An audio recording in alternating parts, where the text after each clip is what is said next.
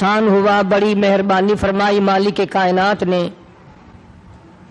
ہماری زندگی میں ہماری تندرستی کے ہوتے ہوئے، ہوش و حواس قائم ہوتے ہوئے رمضان المبارک جیسا بابرکت مہینہ عطا فرمایا۔ یقین جانیں ہم میں سے ہزاروں نہیں، لاکھوں کروڑوں کی تعداد میں گزشتہ رمضان المبارک میں زندہ تھے، کھاتے تھے، پیتے تھے، دندناتے تھے، موت نے جھٹکا مارا، آج قبروں میں آہیں بھر رہے ہیں۔ اگلا رمضان نہ جانے ہم میں سے کس کو آئے گا دنیا میں اور کس کو آئے گا قبر میں۔ ایک ایک گھڑی کی قدر کرو، ایک ایک منٹ کی قدر کرو، نہ جانے پھر یہ ساتھ کس کو ملیں گی اور کس کو نہیں۔ اس لیے کہ دنیا فانی ہے، بڑے بڑے بادشاہ رخصت ہو گئے، دولت مند چلے گئے، حسن و جمال کی پیکر رخصت ہو گئے، موت نے کسی کو نہ بخشا۔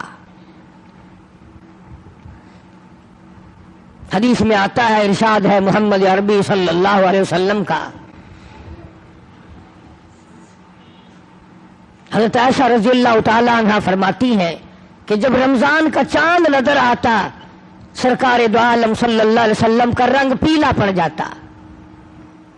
رنگ فق ہو جاتا، پریشان سے نظر آتے۔ صحابہ کرام میں سے کسی نے پوچھا کالی کملی والے کیا ہوا؟ فرمایا بابرکت مہینہ آ گیا، امت کی نجات کے فکر میں ہوں۔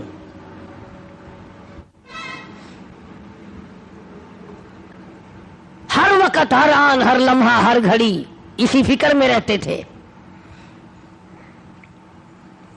بے شمار لوگ رمضان المبارک کی قدر نہیں کرتے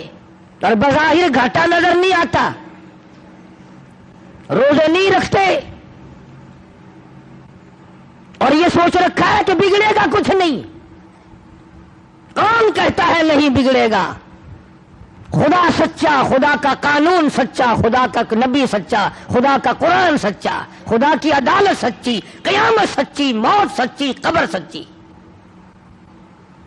یہ تمہیں کس نے کہا کہ کوئی پوچھنے والا نہیں؟ یہ کس نے تعلیم دی ہے کہ کوئی حساب و کتاب نہیں؟ وہ پروردگار ہے جو سارے جہان کا خالق و مالک ہے، جس نے پیر کے ناخن سے لے کر سر کے بال تک پیدا فرمایا۔ اور حضرات انبیاء علیہ الصلوۃ والسلام کو وہ پریشانیاں اٹھانی پڑی، مگر ثابت قدمی کے ساتھ اپنے اصول کو نبھایا۔ اندازہ تو لگاؤ، ایک دو دن کی بات نہیں، ہزاروں ہزاروں سال ایک ایک نبی نے مار کھائی اللہ کے نام کی وجہ سے۔ تم میں سے کئی لوگ کہتے ہوں گے کہ جی میرا فلاں کام نہیں بنتا تھا، میں فلاں قبر پہ گیا، میں نے وہاں دعا مانگی، قبر والے نے، مزار والے نے میرا کام کر دیا، پہلے مشکل آسان نہیں ہو رہی تھی، پھر مشکل آسان ہو گئی۔ میں اس کے بارے میں اور کیا عرض کروں؟ اتنی بات عرض کروں گا کہ اگر تیرا کام قبر والا کرتا ہے تو پھر یہ 80 کروڑ ہندوستان کا ہندو اور یہ روس کے تمام دہریے اور یہ چائنا کے باشندے اور یہ یہودیوں اور عیسائیوں کی پھر کارگزاری اور ان کی مشکل کشائی اور حاجت روائی پھر ان کے پتھر بھی کرتے ہیں۔ ہندو بڑ کو پوجتا ہے، پیپل کو پوجتا ہے، وہ کہتا ہے میری آس یہاں سے پوری ہوئی۔ جمنا کے پانی کو ہندو پوجتا ہے، اس کو اپنی مشکلوں کا حل کرنے والا سمجھتا ہے۔ اب یہ تو تمہاری مرضی ہے نا کہ اگر ہندو بڑ کو پوجے تو وہ کافر، پیپل کو ہندو پوجے تو وہ کافر، اگر کوئی مندر میں جا کر پتھر کو پوجے تو کافر، اور مسلمان ساری زندگی قبر کو چاٹتا رہے وہ اب بھی مسلمان ہے۔ اب تم کہو گے کہ یہ تو اللہ والوں کی قبریں ہیں، کہاں بات ملا دی؟ آؤ میں تمہیں قرآن کریم سناؤں گا اور بیت اللہ کی بات بتاؤں گا کہ بیت اللہ میں اولیاء کرام کے نہیں، نبیوں کے مجسمے بنا کے رکھے ہوئے تھے۔ یہ اسماعیل علیہ السلام کی مورتی ہے، یہ ابراہیم علیہ السلام کی مورتی ہے، یہ اسحاق علیہ السلام کی ہے، یہ یوسف ہے۔ 360 بابے بنا کے کھڑے کر رکھے تھے بیت اللہ میں۔ اسی لیے قرآن کریم نے روزے کا دیکھا آپ نے قرآن کا ربط، پہلے فرمایا کہ تم پہ روزہ فرض کیا، پھر تم پہ قرآن کریم نازل کیا، روزہ رکھو چلتے چلتے، اور پھر آ گئے وَإِذَا سَأَلَكَ عِبَادِي، فرمایا وَإِذَا سَأَلَكَ عِبَادِي عَنِّي فَإِنِّي قَرِيبٌ، او میرے محبوب لوگ اگر میرے بارے میں پوچھیں میں کہاں ہوں، سوال کرتے ہیں پروردگار عالم کے بارے میں، ام بعید فننادی، کیا اللہ دور ہے، اونچی اونچی اس کو آوازیں دیں، ام بعید فننادی، ہم اللہ کے بارے میں اللہ کہتا ہے میرے بارے میں یہ تم سے کہتے ہیں ہم قریب ہو تو فنناجی، ہم سرگوشی کریں، دور ہو تو لمبی لمبی اونچی اونچی آوازیں لگائیں۔ فرمایا وَإِذَا سَأَلَكَ عِبَادِي عَنِّي فَإِنِّي قَرِيبٌ، میرے محبوب صلی اللہ علیہ وسلم ان لوگوں کو بتا دو، انہیں جتا دو، انہیں سمجھا دو، انہیں آگاہ کر دو، انہیں خبردار بنا دو۔ وَإِذَا سَأَلَكَ عِبَادِي عَنِّي فَإِنِّي قَرِيبٌ، میرے بندے میرے بارے میں پوچھتے ہیں میں کتنا دور ہوں، اجیب دعوت الداعی اذا دعان فلیستجیبوا لی ولیؤمنوا بی لعلہم یرشدون۔ اللہ فرماتے ہیں میں تو ہر ایک کی سنتا ہوں، جو مجھے پکارے گا، جو میرا نام لے گا میں تو سنتا ہوں۔ پہاڑ کی غار میں اگر کیڑی چلتی ہے تو میں اس کے پیروں کا کھڑکا سنتا ہوں۔ خدا جو ٹھہرا، بے نیاز جو ٹھہرا، ہزاروں نہیں کروڑوں نہیں اربوں خربوں مخلوق آئی اور چلی گئی، آئے گی اور چلی جائے گی، مگر خدا کی ذات ہے جو ہمیشہ سے قائم دائم ہے، علی کل شیء قدیر ہے، نہ گھٹتا ہے نہ بڑھتا ہے، نہ اس کا کوئی کچھ بگاڑ سکتا ہے۔ اسی خداوند عالم نے یہ رمضان المبارک کا بابرکت مہینہ عطا فرمایا۔ 11 مہینے میں جو تم نے گناہوں کے ڈھیر جمع کر لیے، آؤ اپنے گناہوں کی معافی چاہو۔ اب یہ کتنی بڑی اس کی کریمی ہے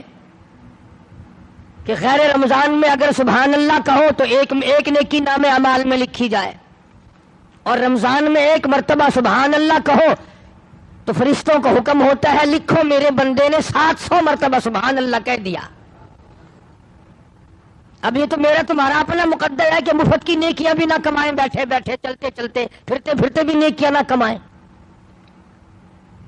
اگر رمضان میں بندہ کہتا الحمدللہ، آواز آتی ہے لکھو میرے بندے نے 700 مرتبہ الحمدللہ کہہ دیا، ایک مرتبہ زبان سے کہہ دیا اللہ اکبر، آواز آتی ہے فرشتوں لکھو میرے بندے نے 2700 مرتبہ میری بڑائی بیان کر دی۔ اتنا اضافہ ہو جاتا ہے نیکیوں میں۔ اور ایک سوال میرے ذہن میں ابھر رہا ہے، وہ یہ کہ بعض مرد بعضی عورتیں یہ سوچتے ہیں کہ جی چلو اب تو گرمی ہے، ہم یہ روزے سردیوں میں رکھ دیں گے، ہم یہ روزے سردیوں میں رکھ دیں گے تو قضا ہو جائے گی، بات مکمل ہو جائے گی، کھاتا پورا ہو جائے گا۔ آؤ اس بات کا جواب سرتاج الاولیاء حضرت علی شیر خدا کرم اللہ وجہہ، حسنین کریمین کے ابا، فاطمۃ الزہرا کے شوہر، علی نبی کا داماد حضرت علی رضی اللہ تعالی عنہ سے پوچھیں کہ اگر کوئی رمضان کا روزہ ترک کر دے، چھوڑ دے، اور پھر وہ روزہ رکھے تو کیا کھاتا پورا ہو جاتا ہے؟ جناب علی مرتضیٰ رضی اللہ تعالیٰ عنہ فرماتے ہیں اگر رمضان کا ایک روزہ کسی نے قضا کر دیا، چھوڑ دیا، اس نیت سے کہ پھر رکھوں گا یا پھر رکھوں گی، اور اس کے بعد حضرت علی فرماتے ہیں 100 برس تک گرمی سردی 12 مہینے روزہ رکھتا رہے، ایک دن بھی سال میں قضا نہ کرے، 100 برس تک رات دن روزے رکھا ہی کرے۔ حضرت علی فرماتے ہیں 100 سال کے 12 مہینے کے روزے ایک رمضان کی قضا والے روزے کے کھاتے کو پورا نہیں کر سکتا۔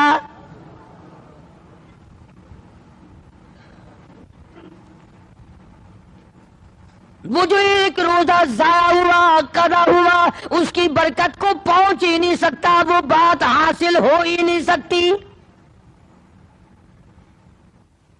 کسی نے سیدنا حسین رضی اللہ تعالیٰ عنہ کو دیکھا، مسجد میں تشریف لائے، بے ہوش ہو کر گر پڑے۔ کسی نے پوچھا ہوش آنے پر اہل بیت کے الزام میں سے لوگوں اور حضرت حسین سے پوچھا، اللہ والے فاطمہ الزہرا کے لگتے جگر، زہرا کے نوری نظر، کیا بات ہے؟ فرمانے لگے، لوگوں رمضان کا چاند نظر آ گیا، ڈرتا ہوں، مجھے خوف لگتا ہے رمضان کی کئی بیعت بھی میرے سے نہ ہو جائے۔ بڑے بڑے جلیل القدر صحابہ رویا کرتے تھے، پریشان رہا کرتے تھے، اکرام میں کمی نہ آ جائے، رمضان کا ارکان میں کمی نہ آ جائے، احترام میں کمی نہ آ جائے، اگر کمی آ گئی تو تباہی بربادی کا سبب بن جائے گا۔ اپنے خیال میں بڑے سمجھدار بنتے ہیں جو تراویح نہیں پڑھتے، قرآن کریم نہیں سنتے نہ سناتے، روزے نہیں رکھتے کہ ہم بڑے عقل مند ہیں۔ میں تمہیں بتلاؤں امام الانبیاء محبوب کبریا حضرت محمد مصطفیٰ صلی اللہ تعالی علیہ وسلم کی ذات اقدس ہے، 13 برس تک رات دن لوگوں نے پتھر مارے پر بد دعا نہیں دی،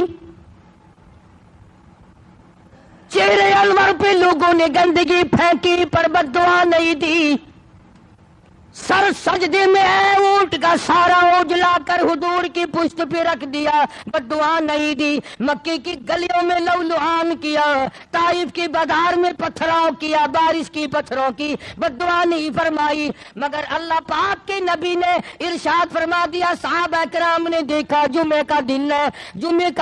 جمعے کا وقت ہے، نبی کی ذات ہے، مدینہ پاک ہے، نبی کا منبر ہے، پہلی پیڑی پہ قدم مبارک رکھا تو فرمایا آمین، دوسری پیڑی پہ قدم مبارک رکھا تو فرمایا آمین، تیسری پہ قدم مبارک رکھا تو فرمایا آمین۔ صحابہ اکرام میں سے رضی اللہ تعالی عنہم اجمعین نے بعد میں پوچھا کہ جی کیا بات تھی آج یہ خلاف عادت آمین آمین آپ نے کیا فرمایا؟ اللہ غنی محمد عربی صلی اللہ تعالی علیہ وسلم نے فرمایا، لوگوں ابھی ابھی فرشتوں کا سردار مقرب فرشتہ، سارے فرشتوں کا سردار جس کے 600 نورانی پر ہے، ابھی ابھی میری مسجد میں آیا، میرے منبر پہ آیا، جمعے کے وقت میں آیا اور یہاں منبر پہ کھڑا ہو کے اس نے بد دعا کی، اے کالی کملی والے میری دعا ہلاک ہو جائے، برباد ہو جائے، تباہ ہو جائے، ککھ نہ رہے، ذلیل خار ہو جائے، صفحہ ہستی سے مٹ جائے وہ آدمی جس کی زندگی میں رمضان کا مہینہ آیا اور اس کی بخشش نہ ہو سکی۔